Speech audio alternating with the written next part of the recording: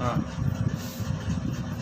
सुप्रभात छात्रों, आज हम हिंदी व्याकरण का पाठ 3 वर्तनी व्यवस्था पढ़ाने जा रहे हैं। वर्तनी का अर्थ होता है इंग्लिश में इसको स्पेलिंग बोलते हैं और व्यवस्था मतलब सिस्टम, स्पेलिंग का सिस्टम।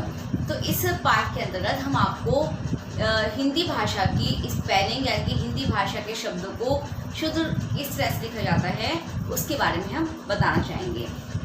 जैसे कि हिंदी में एक विशेषता होती है कि उसको हम जिस तरह से बोलते हैं वो उसी तरह से लिखा जाता है, लेकिन अंग्रेजी में ऐसा नहीं होता। जैसे कि अंग्रेजी में अगर हम डी और डू लिख रहे हैं और इसी तो उसको हम डू बोल रहे हैं, लेकिन अगर हम जी ओ लिख रहे हैं तो हम उसको गो बोलेंगे। तो इस तरह से उनका उच्चारण और स्पेलिंग दोनों अलग अलग है, लेकिन हिंदी में जिस तरह से हम बोलते हैं वही हम उसको लिखते हैं। ये हिंदी की विशेषता है। हिंदी की मात्राओं से तो आप अवगत ही होंगे, तो आज हम आपको हिंदी की मात्राओं के अलावा आपको एक र के विभिन्न प्रयोग के बारे में बताएंगे कि र के कौन कौन से प्रयोग होते हैं, किस तरह से उसका प्रयोग किया जाता है।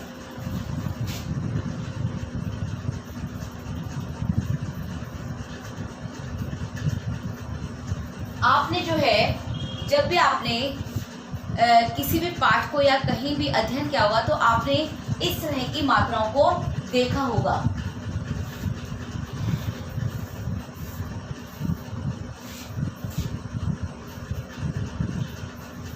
इस सब में र का प्रयोग किया गया है।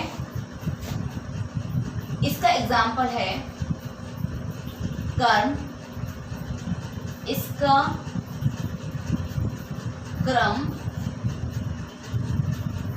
ड्रम, राम, श्रम। तो इसमें हम बता रहे हैं कि इसमें र जो है ये इस तरह से क्यों है, और यहाँ पर र नीचे पदेन के रूप में है, यहाँ इस तरह से रूप में है, और यहाँ पूरा र है, और ये श के साथ र का प्रयोग किया गया है। तो इसमें क्या अंतर है कि इसको हम इसमें कौन स्वर मिला हुआ है या व्यंजन, ये पूरा र है या ये आधा र है, हम इसको किस तरह से लगाना है। तो फर्स्ट वाला जो आपका कर्म है, इसका प्रयोग हम तब करते हैं जब र व्यंजन से पहले आता है। अगर जैसे कि एग्जाम्पल में आपको ये दिखाई दे रहा है, इसको अगर हम विच्छेद करते हैं तो आपका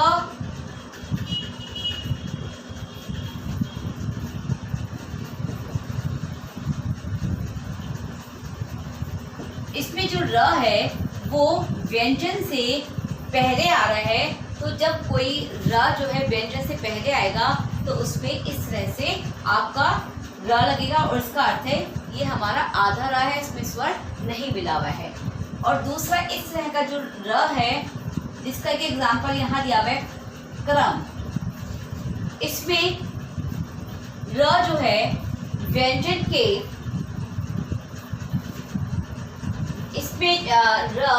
व्यंजन के बाद में आता है। जैसे आपका व्यंजन है, इसमें अगर इसको हम अलग करते हैं क प्लस र प्लस अ प्लस म, इसमें जो र है वो व्यंजन के बाद में आया है। तो इन दोनों में अंतर ये है कि इसमें र व्यंजन के पहले आएगा और इसमें जो र है वो व्यंजन के बाद में आएगा।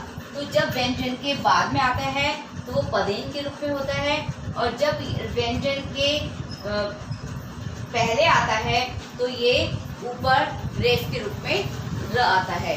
और इसमें जो है र में स्वर मिला होता है, इसमें र में स्वर नहीं मिला होता, स्वर रहित होता है, और ये स्वर सहित होता है। तो आपने इन दोनों में अंतर समझ लिया।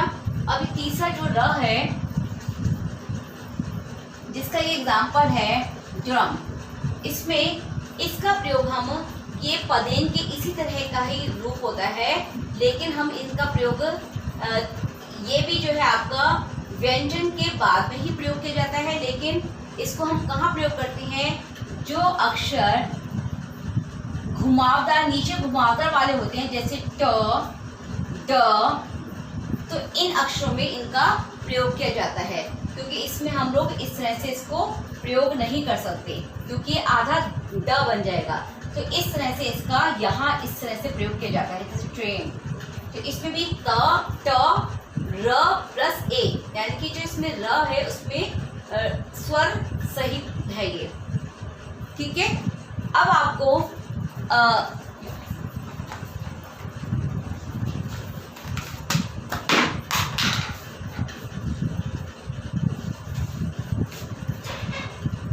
अब चौथा र है, ये 1 2 3 4।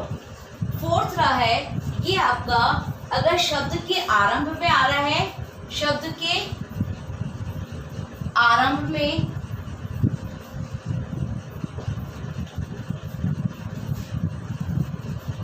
या अंत में आता है, तो इस तरह के रा का हम प्रयोग करते हैं। जैसे राम, ये आपका शब्द के आरंभ में आ रहा है तो ये पूरा रा होगा। इसी तरह से नगर, ये शब्द के बाद में प्रयोग कर रहे हैं तो इसमें र पूरा होगा। अब नेक्स्ट आपका 5th नंबर पे श्रा। ये आपका श में अगर हम र जोड़ते हैं तो इसको हम इस तरह से लिखते हैं श्र, जिसका एग्जाम्पल है श्रमिक, श्रम आदि। तो आपको समझ में आया कि र के विभिन्न प्रयोग कौन कौन से होते हैं और इसको हम किस तरह से प्रयोग करते हैं। तो र के जो है 5 प्रयोग है। फर्स्ट है आपका रेफ, जो कि आधा ये ऊपर जो अगर र है तो ये स्वर रहित है और ये व्यंजन से पहले आता है। दूसरे वाले को हम पदेन बोलते हैं, ये आपका स्वर सहित होता है और ये व्यंजन के बाद में आता है। तीसरा भी आपका पदेनी कहलाता है, जो कि इसका जो ये भी जो है स्वर सहित होता है और ये आपका व्यंजन से के बाद में आता है। चौथा वाला जो र है वो शब्द के आरंभ में या अंत में अगर र आता है तो पूरा र लिखते हैं। और 5th है आपका, अगर हम श में र जोड़ेंगे तो इस तरह से श्र का प्रयोग करेंगे। तो आपको आशा है कि आपको र के विभिन्न प्रयोगों के बारे में जानकारी पता चल गई होगी।